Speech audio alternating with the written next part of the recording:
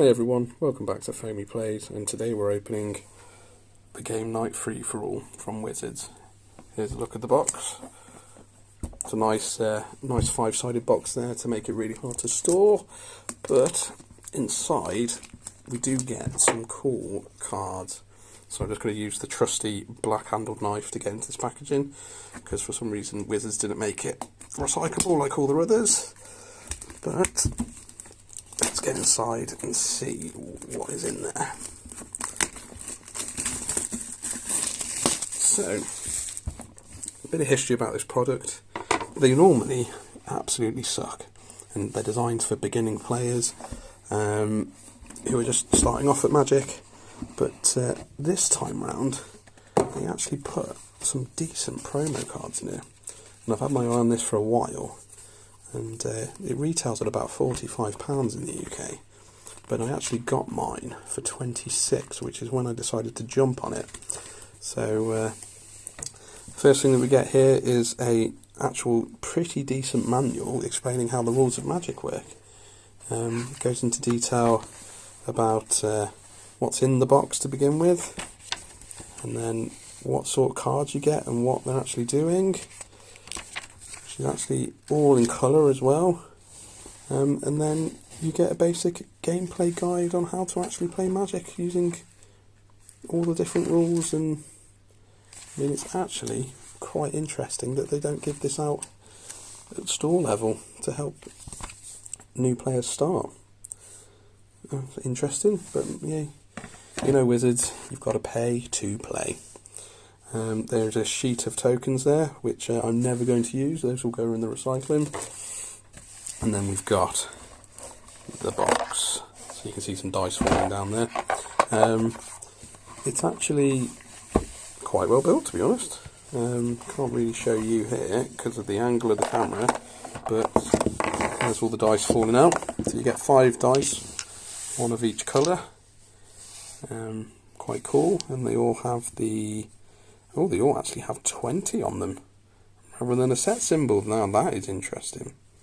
I don't think you've ever seen that on any other officially licensed Wizards dice before. Normally you have a set symbol or a Planeswalker symbol, something along those lines. And yeah, wow, those are quite interesting. I like those. So, here we have the blue deck. Gives you a nice little breakdown of what the spells actually do.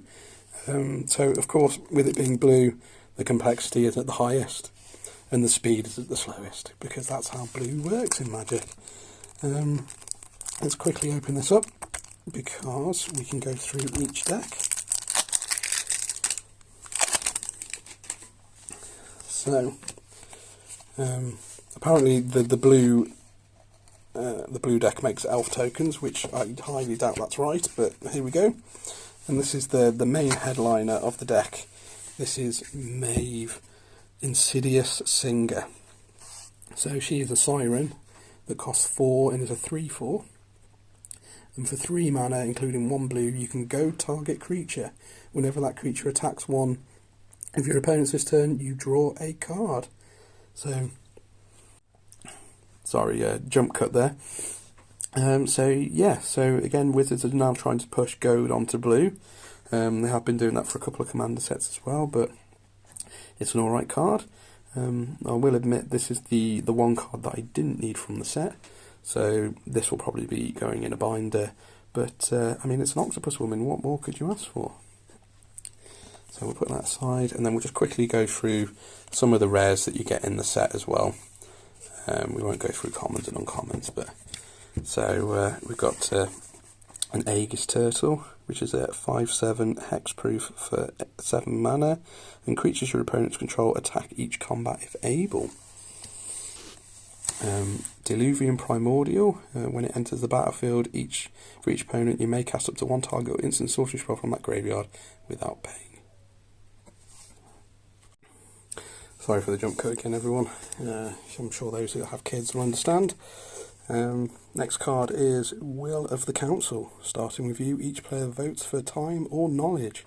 If time gets more votes, take an extra turn. If knowledge gets more votes, draw 3 cards. Precognitive Perception, just draw 3 cards, and if you cast it on your turn you get to scry 3 beforehand as well. And good old Pull from Tomorrow. Draw X cards, then discard a card where X is the amount of mana that you've put into it. Not bad. Not expensive either, but not bad. Next up we have the black deck, which is called Dark Sacrifice. Again, black tends to be the most complex after blue, but it also does have a lot of creatures in it as well, because it likes that sacrifice trigger. So, let's get this one open, which weirdly, the easy open is on the side this time. I'm struggling to actually get into.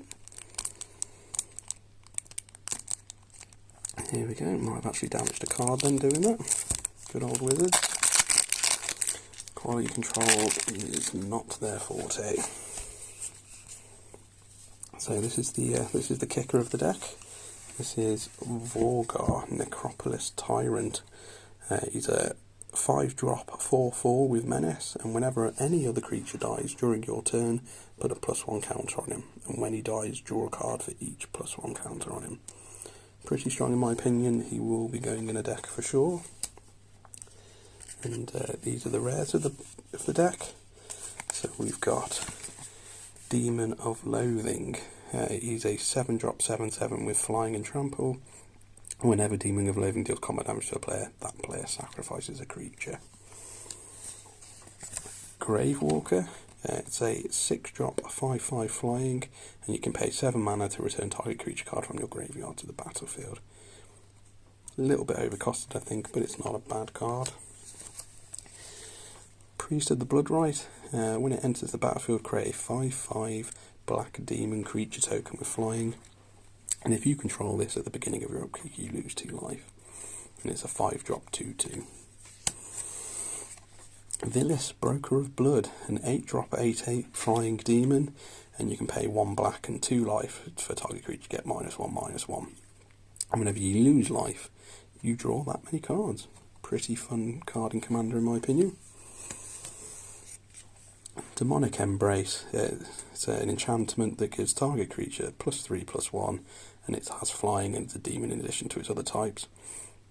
And I can cast it from my graveyard by paying 3 life and discarding a card in addition to its other costs. And Liliana's Mastery. It's a 5-drop enchantment that gives all zombies +1/+1, and when it enters the battlefield, you create 2/2 black zombies. So for 5 mana, you essentially get 6 power on the board. Not bad. Next up we have the white deck, which is called Glorious Combat. So the speed of this deck is quite quick, and it has a lot of creatures, so I'm guessing it's like a white weenie deck. They are the simplest, and white is quite an easy colour to run, I think. White and red are definitely the two I would recommend to starting players for sure. So again, the easy open is on the side, which just makes you damage cards. Very silly, but I suppose new players aren't thinking about that at the time, are they? So, and more tokens. I'm guessing the tokens aren't relative to the decks, because white won't be making green elf tokens either. And here we have Zamriel, Seraph of Steel.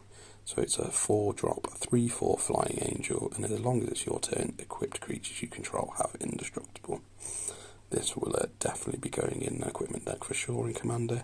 Probably my night deck, but we'll see. And here are the rares. This being an equipment deck, you do get some equipment rares as well. So Captain of the Watch, a 6-drop 3/3 human soldier with Vigilance. Other soldier creatures you control get +1/+1 and have Vigilance. And whenever Captain of the Watch enters the battlefield, create 3 1/1 white soldier tokens. Heavenly Blade Master. It's a flying double strike 6-drop 3/6 angel. When enters the battlefield, you may attach any number of auras and equipment you control to it, and other creatures you control get +1/+1 for each aura and equipment attached to Heavenly Blade Master. Argentum Armor is a 6-drop equipment. Equipped creature gets +6/+6, and whenever equipped creature attacks, destroy target permanent. Moonsilver Spear is a 4-drop equipment that gives a crypt creature first strike, and whenever it attacks you create a 4/4 white angel token. And Sword of Vengeance, it's a 3-drop equipment that gives a crypt creature +2/+0 and has first strike, vigilance, trample and haste.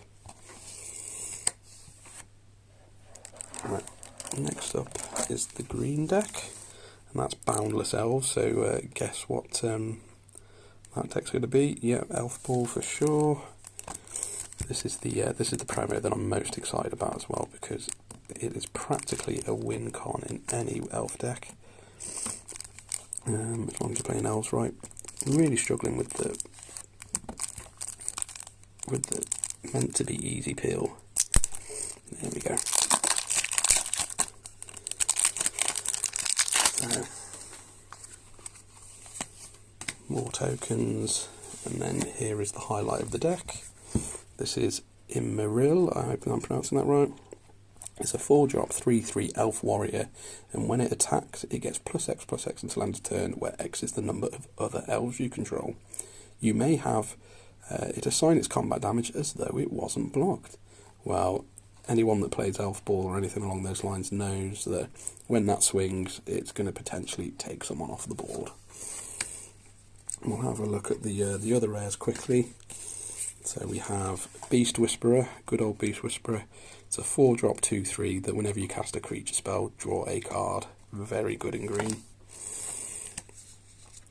Elvish Archdruid. Other elf creatures you control get +1/+1, and you can add green mana for each elf you control. It's a 3-drop 2/2.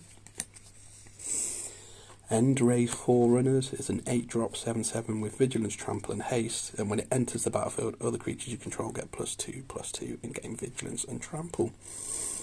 It's a very weak version of Crater Hoof, but, you know, it's another Crater Hoof, so who cares? Immaculate Magistrate, which is a 4-drop 2/2, and put a +1 counter on target elf creature you control. And then Thorn Lieutenant, which is a 2-drop 2/3, and when it becomes a target of a spell or an ability an opponent controls, create a 1/1 green elf creature token, and you can pay 6 mana to give it +4/+4 until the end of turn.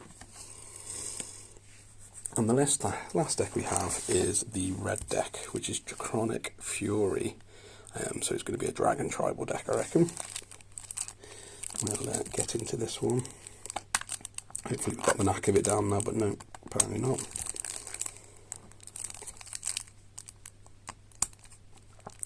Oh, why did they make these so hard to get into? There we go. Right. So more tokens, and here is the prize of the deck. There's Noggy Draco Zealot. So it's a 3-drop 3/3 Kobold Shaman. Dragon spells you control cost 1 less to cast. When it attacks, if you control 3 or more dragons, until end of turn, it becomes a 5/5 dragon and gains flying. So this, for certain, will go in my Dragon Commander deck. It's a very powerful card, in my opinion. And the rares of the deck, this one seems to get one more than all the others, don't know why. Ancient Hellkite, it's a 7-drop 6/6 with flying, and you can pay 1 red mana to deal 1 damage to target creature defending player controls. For some reason you can only activate it when it's attacking you.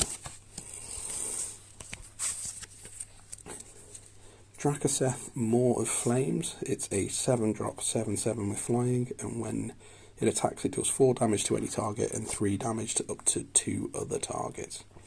Nice little pocket board wipe there on a creature. Flame Blast Dragon, which is a 6/6/5. It's a 6-drop 5/5 with flying, and when it attacks, you may pay X and red. If you do, it deals X damage to any target.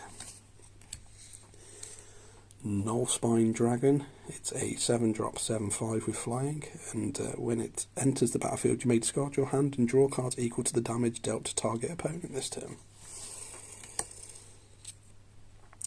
Sheevan Dragon, we all know this one surely, it's a 6-drop 5/5 with flying, and it has fire breathing. And lastly, Crucible of Fire, a 4-drop enchantment that gives all dragon creatures you control +3/+3. I find this a weird one because 4 mana to give each of your dragon creatures +3/+3 is pretty bonkers, especially when your dragon creatures are quite big anyway. Most buffs tend to be 2 to 3 mana, but you only get 1, +1/+1, or maybe +2/+2 at a push. But +3/+3 for 4 mana can be pretty strong, especially if you're ramping. And that's the rest of the box. The rest of it is now empty. We won't go through any of the commons or uncommons because there's nothing particularly spicy in there. There is a Path to Exile, there is a Swords to Plowshare, which are usable in Commander, but at this day and age they're not the spiciest of cards anymore. I just want to say thank you for watching. I've been Fermi Plays, and I hope to see you at the next video. Please like and subscribe, and if you want to ring the bell you can. And yeah, I'll see you soon. Thanks.